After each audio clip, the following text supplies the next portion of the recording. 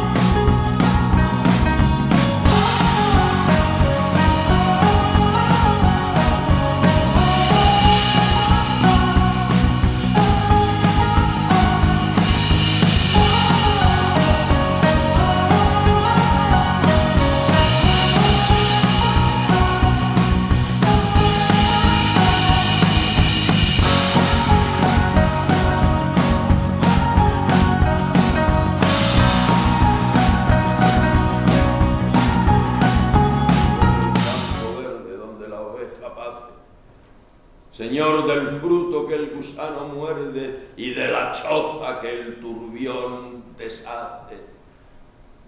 Tu soplo, el fuego del hogar, aviva. Tu lumbre da sazón al rubio grano y cuaja el hueso de la verde oliva. La noche de San Juan, tu santa mano. Oh, dueño de fortuna y de pobreza, ventura y malandanza, que al rico das favores y pereza, y al pobre su fatiga y su esperanza. Naiz barzak ez irabazi, gure kontuak, gure kantuak, nahi genituzken hasi. Badugulako zer erakutsi, eta baita zer ikasi, eta baita zer ikasi.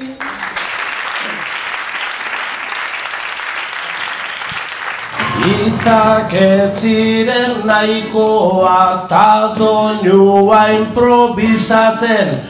Betik hasi nahi izan dut nik garrotinak botatzen.